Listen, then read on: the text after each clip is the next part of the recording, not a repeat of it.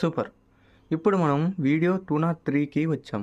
ఈసారి మనం ఎంతోమంది తప్పుగా అర్థం చేసుకున్న కానీ అసలైన జీవన సారాన్ని చెప్పే అంశం తెలుసుకుందాం. ధర్మం అంటే అసలేంది? రీత్యా, కర్మ, న్యాయమా? దీనిలో ఏది? అనే దాని గురించి చూద్దాం. ధర్మం అంటే ఏవో పెద్ద పెద్ద పుస్తకాల్లో ఉండే నియమాలా? లేక పెద్దలు చెప్పిన మాట వింటూ వణికిపోతూ జీవించడమా?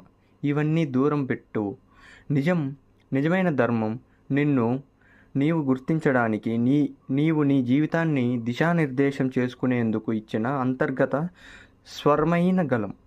ధర్మం అనే పదానికి మూల అర్థం ధారయతి ఇది ధర్మః అంటే నీళ్లు పట్టే పాత్రల, సమాజాన్ని పట్టే విలువల సమూహం.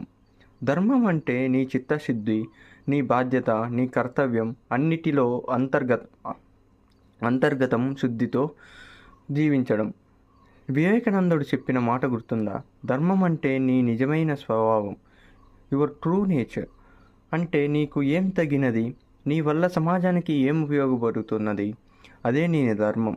బ్రాహ్మణుడు ధర్మం జ్ఞానం పంచడం, క్షత్రియుడి ధర్మం ధైర్యంగా రక్షించడం, వైశ్యుడి ధర్మం సమాజ ఆర్థికంగా నిలబడేలా చూడటం, శూద్రుడి ధర్మం సహకారం ద్వారా సమాజాన్ని నిర్మించడం. ఇది జన్మ ఆధారంగా కాదు, నీ గుణం, నీ పని ఆధారంగా. ఒక తల్లి పిల్లల కోసం నిద్ర అనుకుంటే అది ధర్మం. ఒక రైతు వర్షం లేకున్నా పంట సాగిస్తే అది ధర్మం. ఒక గురువు జీతం తక్కువైనా జ్ఞానం పంచితే అది ధర్మం. ఒక యువకుడు దేశం కోసం కష్టపడితే అదే అసలైన ధర్మం. ధర్మం అంటే ఒత్తిడి కాదు, బాధ్యతతో ఉండే స్వేచ్ఛ. పరమహంస యోగానందుడు చెప్పినట్టు రిలీజియన్ ఈజ్ ఏ బోట్, ధర్మ ఈజ్ ది ఓషియన్.